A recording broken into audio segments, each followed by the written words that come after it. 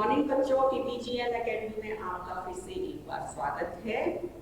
हिंदी की कक्षा शुरू करने से पहले बताना चाहूंगी कि पीपीजीएन एकेडमी सैनिक नवोदय मिलिट्री की तैयारी करने वाले विद्यार्थियों के लिए एक सुअवसर लेके आया है। हमारे न्यू बैच जल्दी स्टार्ट हो रहे हैं, तो जो बच्चे अभी तक तैयारी नहीं कर पाए हैं या जिनकी तैयारी में अभी कसर है, तो वो अभी भी हमारी एकेडमी को ज्वाइन कर सकते हैं। और जो दूरी वाले बच्चे हैं, तो अगर वो यहाँ तक नहीं पहुँच सकते हैं तो उनके लिए भी बहुत अच्छी बात है कि हमारे वीडियोस जो हैं लगातार यूट्यूब पर भेजे जा रहे हैं। तो आप ज़्यादा से ज़्यादा संख्या में हमारे चैनल को सब्सक्राइब करके हमारे वीडियोस को लाइक कीजिए और शेयर कीजिए। शुरू करते हैं आज की हमारी हिंदी की क्लास।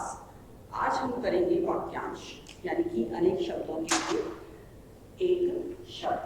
ठीक है, अनेक शब्दों के लिए एक शब्द है वाक्यांश, जिसके 4 देखिए वाक्यांश।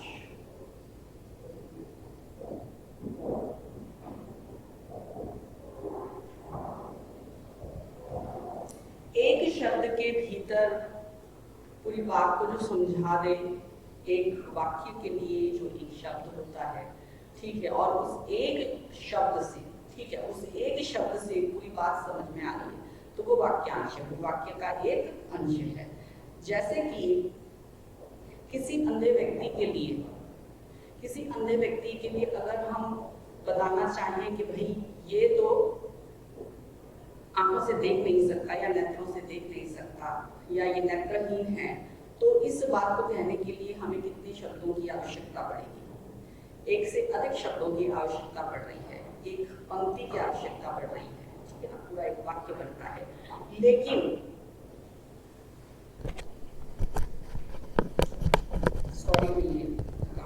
इससे मेरी आवाज धीमी रहती है।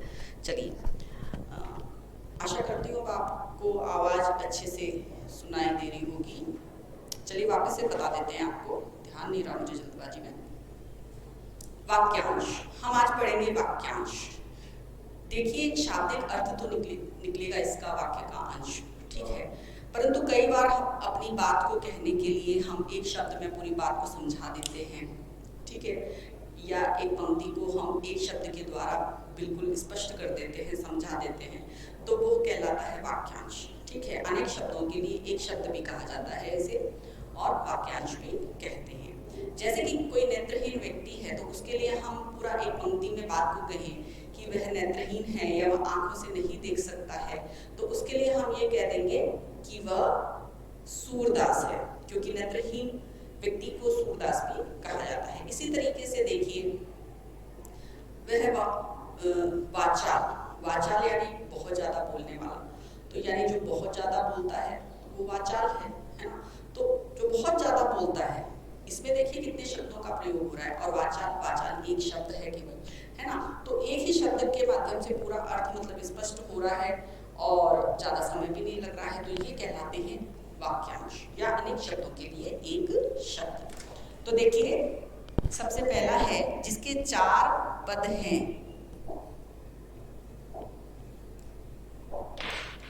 जिसके 4 पद हैं, वह क्या कहलाता है? वह कहलाएगा चतुष्पद।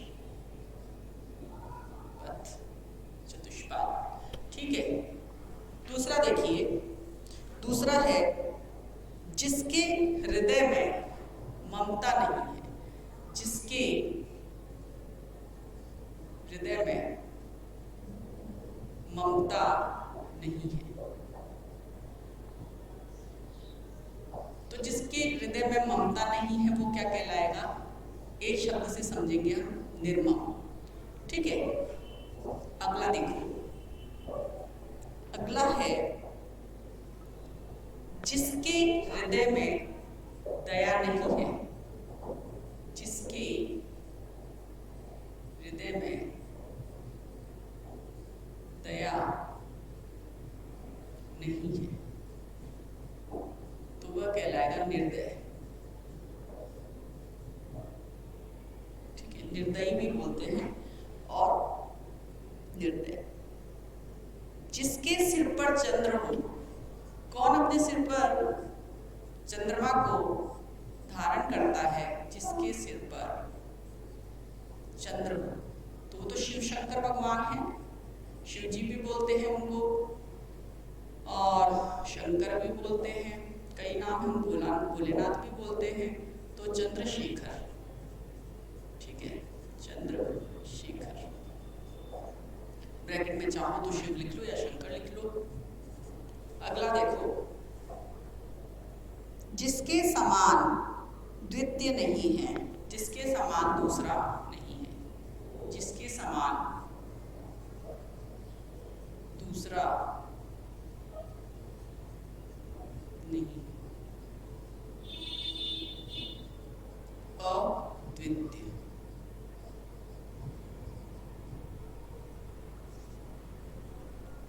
इसके बाद में देखिए, जिसके पार देखा जा सके, जिसके पार देखा जा सके, वह है पारदर्शी।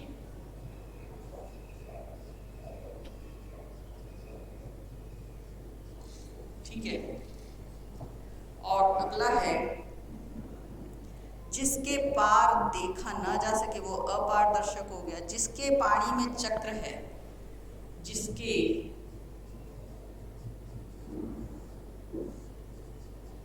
पानी में, पानी यानी हाथ में चक्र है, वो कौन है? चक्रपाणी है। और चक्रपाणी कौन है? कौन धारण करते हैं सुदर्शन चक्र को? विष्णु भगवान, यहाँ पे शिव भगवान। ठीक है। उसके बाद देखिए,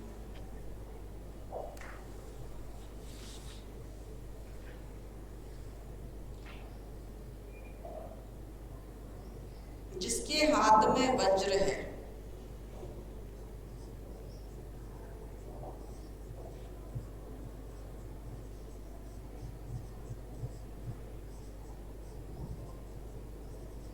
वज्र कौन धारण करता है?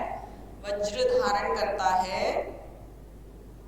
वज्रपाणी यानी कि इंद्र भगवान। ठीक है, वज्रपाणी।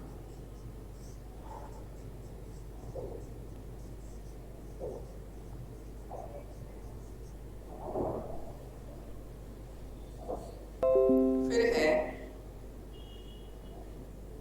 जिसके हाथ में वीणा है, ये तो आपको सबको पता होगा। जिसके हाथ में वीणा है,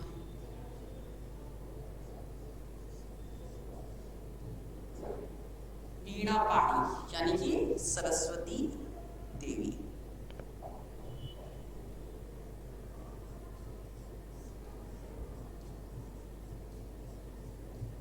चाहो तो लिख लो सरस्वती।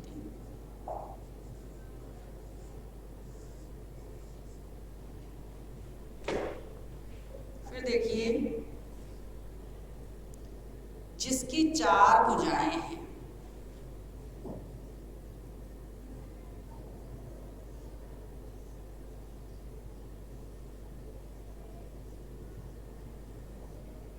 जिसकी 4 भुजाएं हैं वो कौन है? वह है चतुर्भुज। ठीक है, वह कौन है? वह है चतुर्भुज। ये 10 हुए हमारे। जिसके 4 पद हैं वो चतुष्पाद, जिसके हृदय में ममता नहीं है वह निर्मम, जिसके हृदय में दया नहीं है वह निर्दय, जिसके सिर पर चंद्र हो चंद्रशेखर या शिव, जिसके समान दूसरा नहीं है अद्वितीय, जिसके पार देखा जा सके पारदर्शी, जिसके पाणी में चक्र है चक्रपाणी, जिसके हाथ में वज्र है वज्रपाणी, जिसके हाथ में वीणा है वीणा पाणी, जिसकी 4 भुजाएं हैं चतुर्भुज।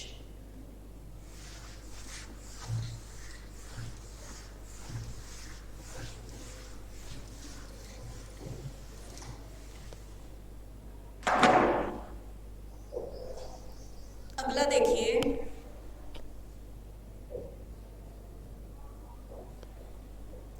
ग्यारहवां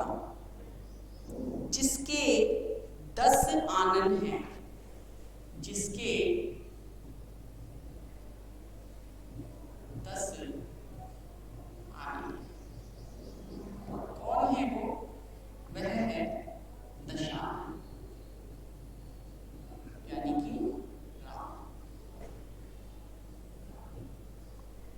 फिर है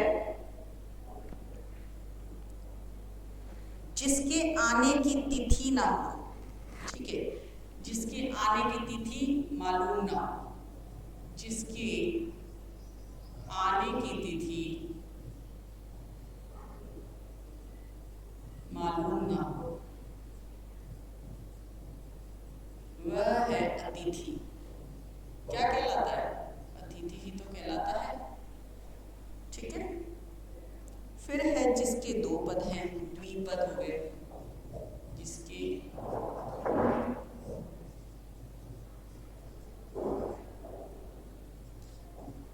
2 पद हैं, ठीक है। और जिसकी उपमा ना हो, जिसकी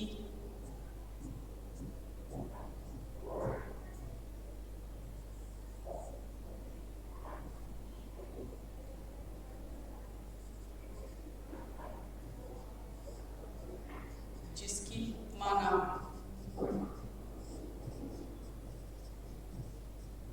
अनुभव, ठीक है। वह क्या कहलाएगा? जिसकी उपमा ना हो वह कहलाएगा अनुपम। मेरे ख्याल से ये हल्का दिख रहा है शायद, है ना? मैं चेंज करते हैं।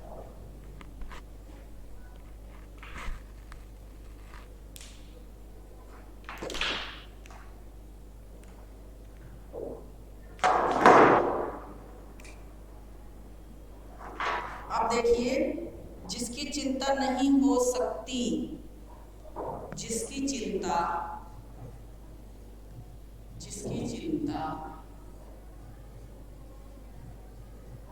नहीं हो सकती, नहीं हो सकती, अचिंत्य या अचिंतनीय, अचिंतनीय, ठीक है। फिर उसके बाद में है जिसकी ग्रीवा सुंदर हो, जिसकी ग्रीवा यानी कि गर्दन, ठीक है, सुंदर, वो कौन है? बताओ आप सोच के। सुग्रीव, ठीक है, सुग्रीव। और जिसकी आशा न की गई हो, जिसकी आशा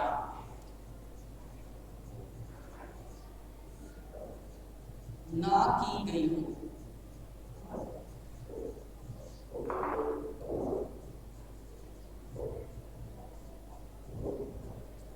जिसकी आशा ना की गई हो वह कहलाएगा अप्रत्याशित।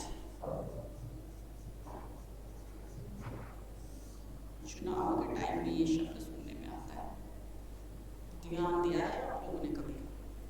फिर देखिए, जिसकी बाहें दीर्घ हो,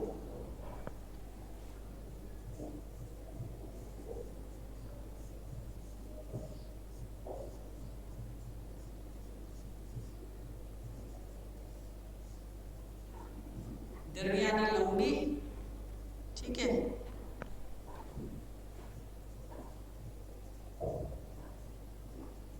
दीर्घ बाह,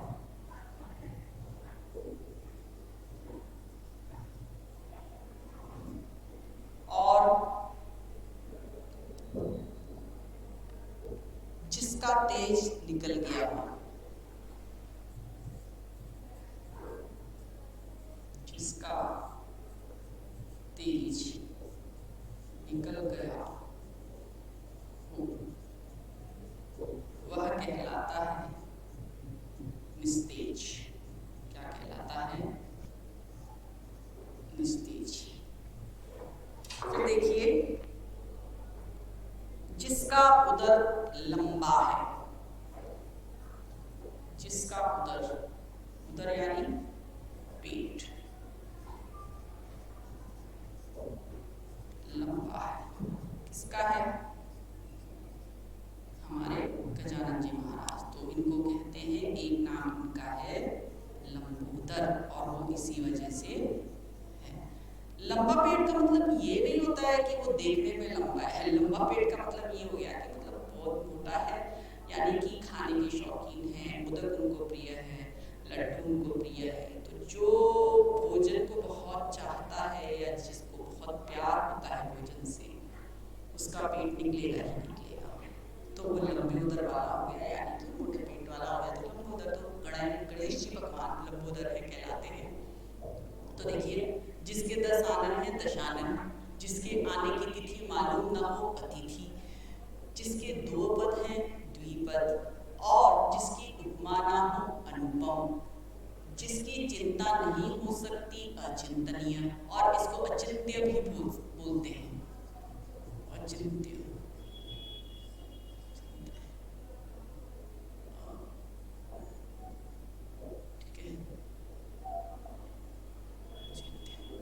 जिसकी ग्रीवा सुंदर हो सुग्रीव, जिसकी आशा न की गई हो अप्रत्याशित, जिसकी बाहें दीर्घ यानी लंबी हो दीर्घबाहु, जिसका तेज निकल गया हो निस्तेज, और जिसका उदर पेट लंबा है वो है लंबोदर।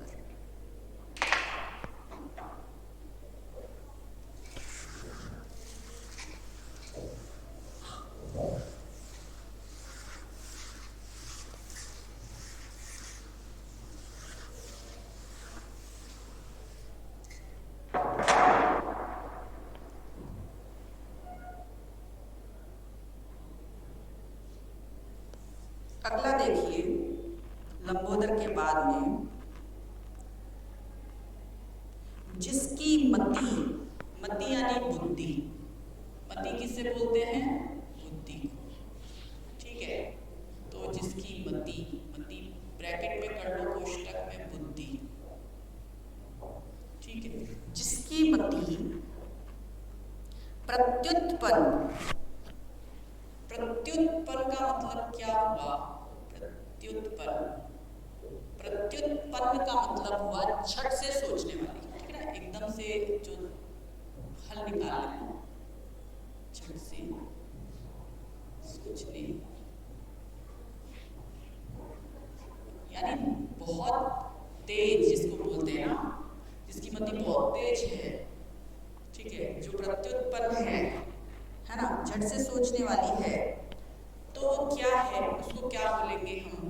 उसको हम बोलेंगे प्रत्युत्पन्न मति, प्रत्युत्पन्न मति कहलाएगी। ठीक है ना, क्योंकि वो झट से सोच रही है, झट से सोचने का काम कर रही है। फिर देखो, जिसकी बुद्धि कुश के नोक की तरह पैनी हो। अब जिसकी बहुत तेज है, जिसकी बुद्धि, जिसकी बुद्धि या मति कुश के नोक की तरह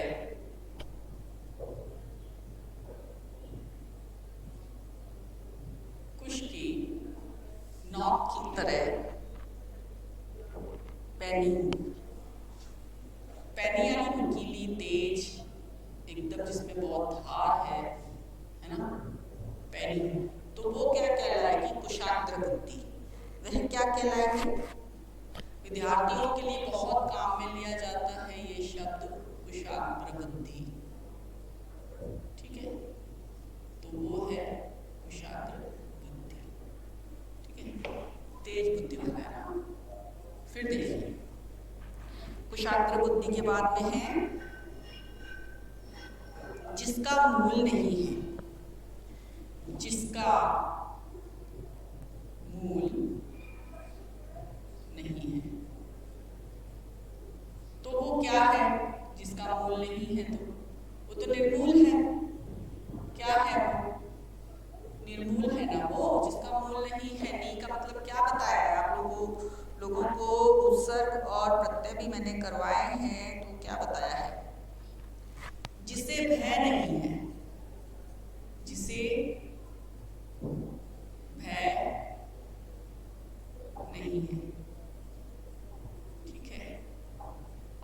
भय नहीं है तो वो क्या हो गया, निर्भय हो गया।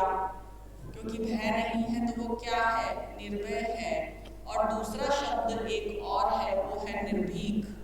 निर्भीक भी बोला जाता है, निर्भय और निर्भीक। फिर अगला देखो, जिसे ईश्वर या वेद में विश्वास है, जिसे ईश्वर में विश्वास है, वह क्या कहलाएगा? जिसे ईश्वर में विश्वास है वो होता है आस्तिक।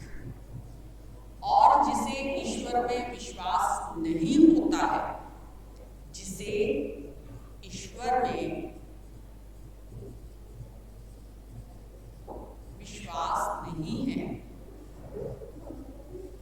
वह है नास्तिक। वह कहलाता है नास्तिक। अगला देखो,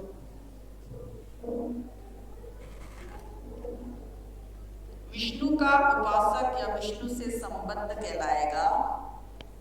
विष्णु की पूजा करने वाला, विष्णु भगवान को जो सब कुछ मानते हैं, तो विष्णु की उपासना करने वाला, वह कहलाता है वैष्णव।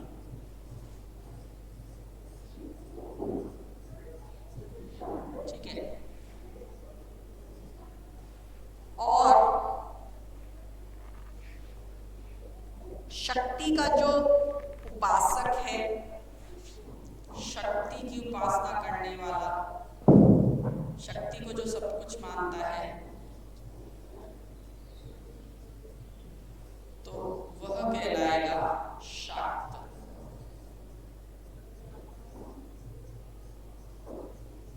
ठीक है, वो कहलाएगा शाक्त। शिव की उपासना करने वाला, शिव से संबद्ध या शिव को जो सब कुछ मान के चल रहे हैं, वह क्या कहलाएगा? वह कहलाएगा शैव। ठीक है।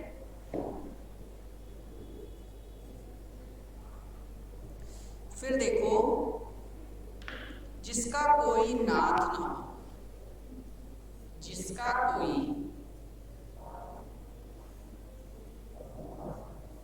नाथ ना हो, नाथ का अर्थ स्वामी भी होता है। जिसका कोई स्वामी ना हो, जिसका कोई नाथ ना हो, तो वह है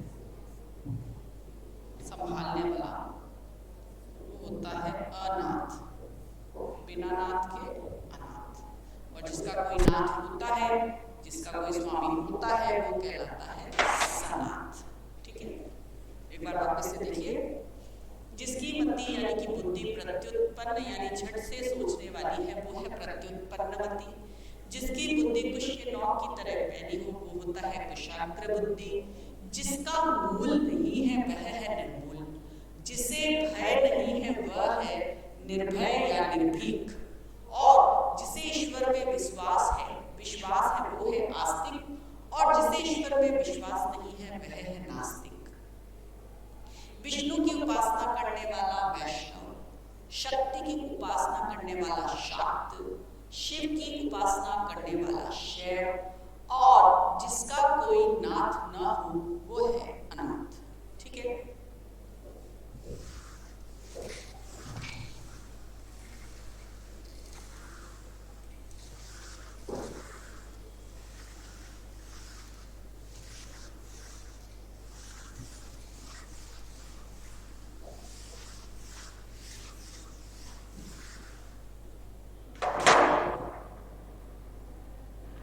आगे देखिए,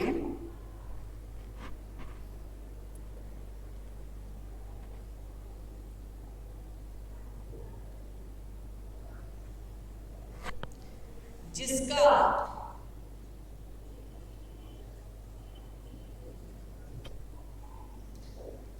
कोई शत्रु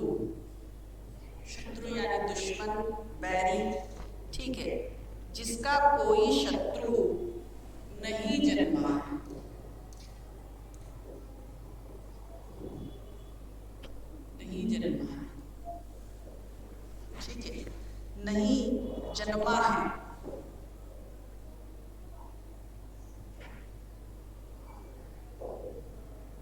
तो वह कहलाता है अजात शत्रु, ठीक है।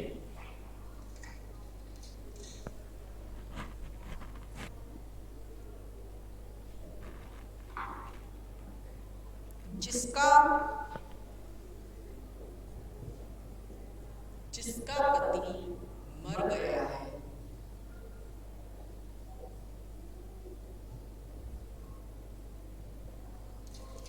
वह है विधवा, ठीक है। जिसका पति जीवित है,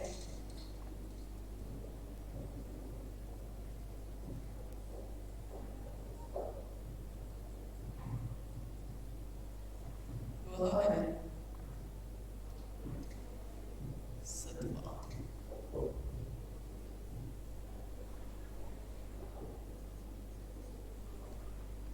और जिसका जन्म बाद में हुआ हो, ठीक है, जिसका जन्म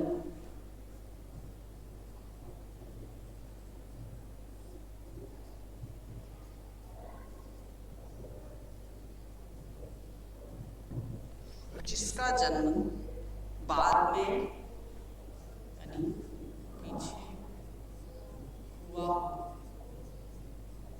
वह कहलाता है अनुज, ठीक है। अनु का पीछे होता है अनुज, ज का जन्म लेने वाला, ठीक है ना। फिर है जिसका जन्म पहले हुआ,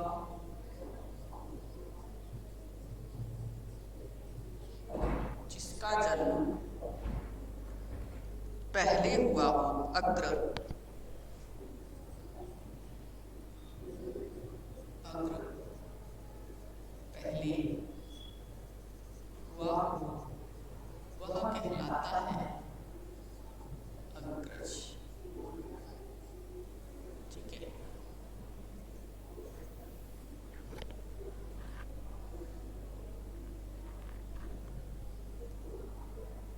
जो पृथ्वी से संबद्ध है, जो पृथ्वी से संबद्ध है, वह क्या कहलाता है? पार्थिव, ठीक है। वह कहलाएगा पार्थिव। और जिसका निवारण नहीं किया जा सके, जिसका निवारण नहीं किया जा सके, नहीं किया जा सके, वह है अनिवारणीय, अनिवारणीय,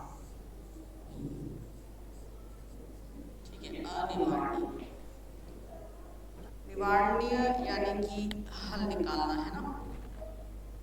जो सर्वशक्ति संपन्न है,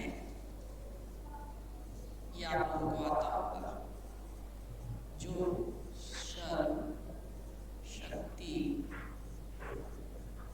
संपन्न है, तो वह क्या कहलाएगा? सर्वशक्तिमान।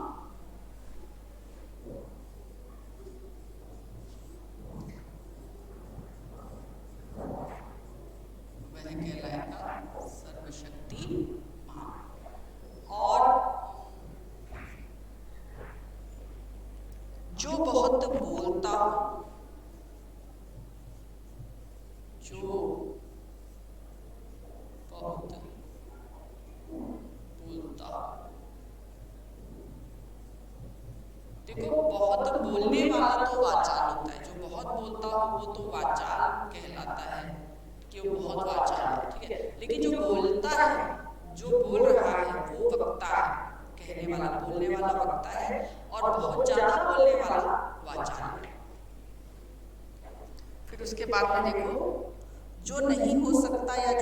संभव नहीं है।